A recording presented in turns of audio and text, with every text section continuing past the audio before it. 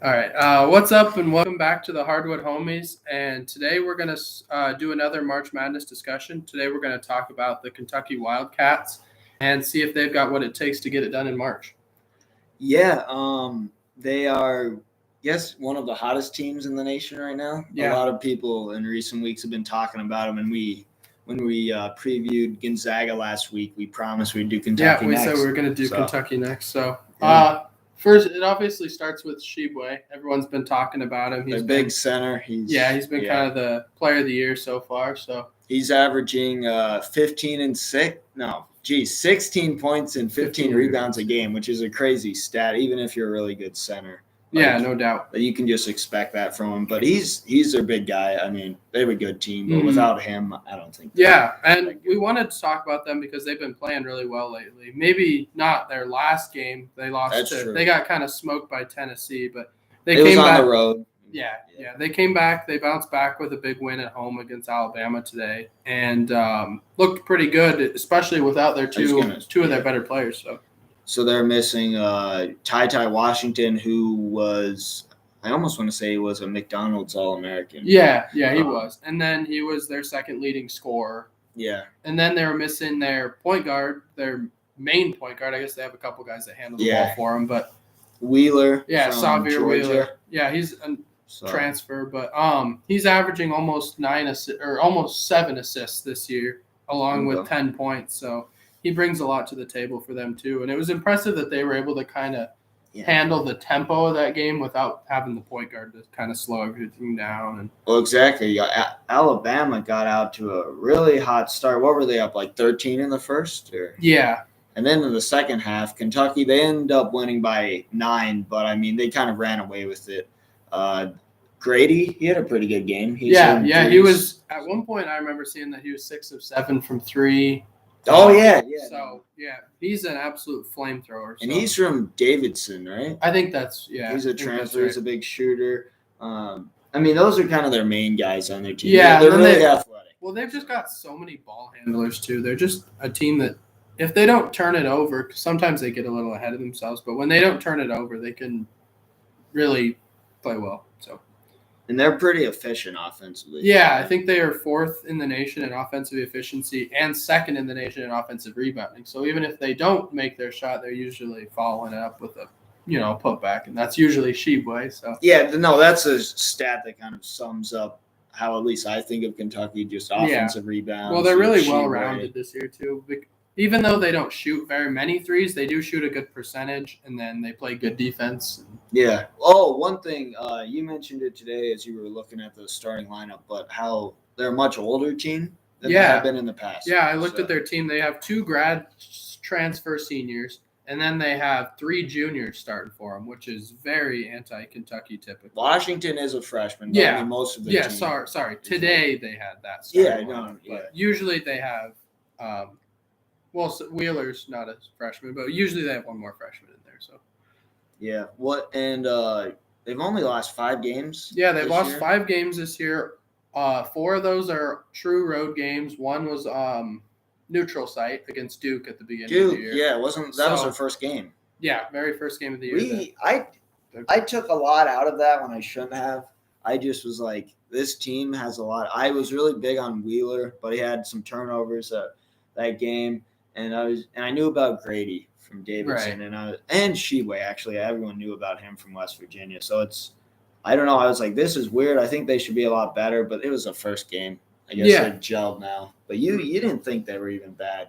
That first game, I actually got more out of it in Duke's favor. I kind of think that said a lot more about Duke, especially with how they had missed the tournament, before, and just had kind of been trending downward as of late. Yeah. But they started off with a huge win like that, and everyone was kind of thinking, oh, Duke might be pretty good this year. That's the one I took out of it, I thought. Yeah. Kentucky's not bad, but Duke might be really good this year. And they are really talented. Duke's a little inconsistent, but. Yeah, and they're both we're focusing on Kentucky here, but that made me think they're both right now. The committee came out with if the tournament was today, here are the top 4 seeds in every region, and Kentucky was a 2. Yeah, Kentucky was a 2. And they put them in a rough region, but that's kind of hypothetical. Well, yeah, so that'll change a lot by the end of the year. So you think they make it to a 1? It's possible, I guess. I don't know. Yeah. Like Arizona stumbles, they might take their spot. It's so hard to say right now. Yeah. Just because they could. They did lose this week. No, but they lost this week and we're still at 2. Yeah. So, yeah, and actually the SEC standings opened up quite a bit. I could see them being a 1 for sure, especially with that Auburn loss today. Yeah, exactly. So Auburn lost at Florida. You know what confuses me is I don't see how Kansas is ahead of Kentucky in that committee ranking when they have almost a similar record, and Kentucky went into Allen Fieldhouse and beat them by 30. 30, okay, yeah. It was over 20. It was almost 40 at one point, I think. That was like, I don't know, yeah. They put Kansas on notice, and they're still seen as worse than. And I was looking at their schedule. They have all of their losses they don't have a bad loss. Right. I guess that's the biggest thing. Even Notre Dame, they're a tournament team. They're doing really good. Yeah, like we said, they're all road games. They're all against teams that are playing, have been pretty solid this year. Notre Dame's probably the worst one, and they're a tournament team. So that's really good. And do they have a chance at the SEC regular season title? I know Auburn, it's kind of theirs to lose. It kind of opened up a little bit for sure now.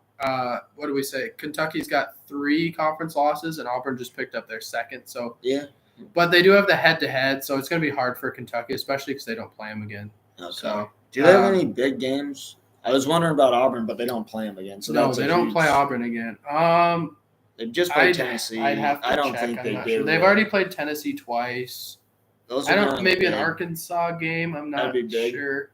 That would be a bigger game. Yeah. But anyway, I don't know if they pull it off, but they're kind of a favorite by many. Yeah, I know. What's your thoughts on their tournament hopes? What are you thinking? What's their ceiling? What's their floor? Ceiling, they could win it all. I don't like to say that. I'm not a big fan, but they could definitely win it all. And I was kind of ignorant about it until a few weeks ago. I started hearing about it, look at it a little more. Yeah, I think it was me a couple weeks ago. I said, I think they're the best team in the nation right now. Yeah, and I didn't buy that. They proceeded to get obliterated by Tennessee. So yeah, well, what are they ranked right now? They're in the top 10 easily.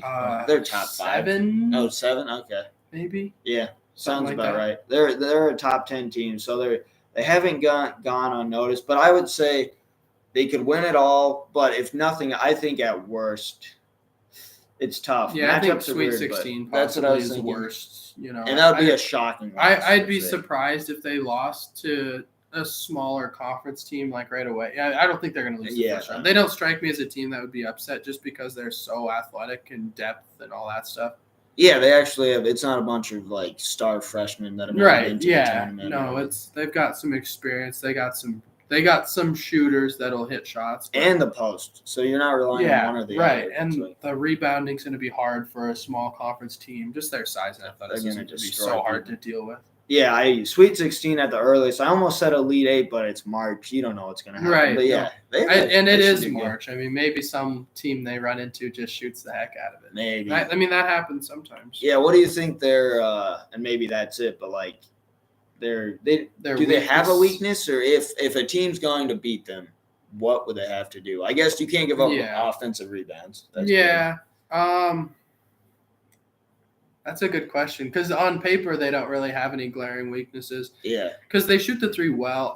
I wouldn't say they're a super good 3-point shooting team just because they don't take very many, but they're pretty efficient. They don't with need them, to. So. That's What it's hard to play against teams like that too. What are they defensively? They're not quite as good as offensively. No, but they're top 30. Top 30. Okay, that's not much of a. No, it's a team that doesn't really have a whole lot of true weaknesses. They have ball handlers, maybe possibly depth inside. Yeah, if Tshiebwe gets in trouble, I'm not sure where they go exactly. I mean, Toppin's good, but he's kind of a forward. He's not really a center that's going to really. No, I wouldn't put him down. No, they don't really have any great center depth or anything. It's not a massively talented interior defense. Yeah. Tshiebwe kind of takes care of all of it. If he gets in foul trouble, maybe they're a little susceptible. Yeah, they have a likely player of the year with him, and then of course you're going to have drop off after that. But I actually would agree with that. The more I think about it, I think if a team doesn't give up offensive rebounds and they can shoot or even maybe get them in foul trouble, but they can score, Yeah. That's a combo that could give them trouble. Well, one thing about Kentucky that I found really interesting was, I was telling you this earlier, was their free throw rate. They're like one of the worst teams in the nation in getting to the free throw line, and which is really weird considering how they don't shoot many threes, and they are looking to drive it and score inside and stuff. They still don't shoot many free throws. That's a weird stat. I'd like to know. It is. It's a really strange. I mean, immediately fans would say, well, that's because we don't get calls, but I don't think you can say that. No, it's hard to say that for sure. But they are really good at not fouling on defense, too. So that's big. That's especially when you have, you want to keep Tshiebwe. I think they were 22nd in the country in foul and, free throws given up. So. Okay, good. What turnovers? No, not really. Not a whole lot of turnovers. Yeah. They're just kind of pretty solid at everything, so. Oh, one thing, comparing them to Gonzaga. Gonzaga, we talked about kind of how fast their pace of play. Kentucky's not that, which actually I think is more of a strength because they can beat you. Gonzaga can too, but the fact that you don't have to, running's not your identity. I think that travels better. Yeah, I agree with that. Yeah. Kentucky's really good about picking and choosing when they run and when they don't. Off of, turnovers, obviously. They're really good in fast break once they force turnovers, but they're pretty comfortable to play in a, slower half-court type game. So yeah, exactly. I don't know. I think that's kind of sums up Kentucky pretty well. Yeah, I'd say that's that's the pretty good rundown on them. They're just not really any weaknesses. They got Tshiebwe, bullying people inside, and Grady hitting threes, and I think I think they're dangerous. I think they're gonna make a big run. I say probably a Final Four team, if you ask me right now. So okay, yeah, I hope not. But anyway, Big Blue Nation is back. I don't know if the fans ever left, but the team is stepping up to the play. Well, so. I'm Calipari Coach of the Year candidate. They missed the tournament last year. They won 9 games. It's not a bad argument. I just think they're bad for Kentucky, but it's not some huge turnaround. But you could say the same thing with you could say the same thing with Arizona, actually. It's a pretty big turnaround. It is. Record when you get a guy like Tshiebwe coming in, that's a huge transfer. Well, I mean, is it part of coaching to bring in? No, I know. You know what I mean? Just what is he working with? Yeah, I understand. Probably. I was just saying it's a kind of a interesting. And it hasn't been mentioned. It's an interesting thing to look at because. Yeah, I actually agree. He probably should be on a watch Usually list. You wouldn't think about it. You'd just be like, oh, Kentucky, they're doing well. They always do well. But. Yeah. No, that's a good point. I don't buy into it, I guess, but maybe I should because it's backed up by a lot of stuff. Yeah, I know you don't want to play them, but I guess more like your team doesn't want to play Kentucky. What team are we doing next? I think we're going to do Duke next. I know a lot of people are excited for Duke. I know the Blue Devil faithful has got some. They got some fans that are. That'll be a terrible episode to do, but we all have to stomach things we don't want. So Duke up next. Yeah, Duke up next. We might even record that here in maybe either tomorrow or later tonight. Who knows? We'll probably get the Duke one out there right after this one. But yeah, check these out and hopefully they help you fill out the bracket a little bit. Yeah, definitely. I hope that you take what we're saying to heart because I think we have watched a decent bit this year and know a little bit what we're talking about. I don't know. If you want a little help, we got you covered. It's better than going in blind. It's not even close to that. So don't be that guy or girl. Yeah. And good luck. And I'm not going to say go to Kentucky. Have a good one. Yeah. It's kind of dorky.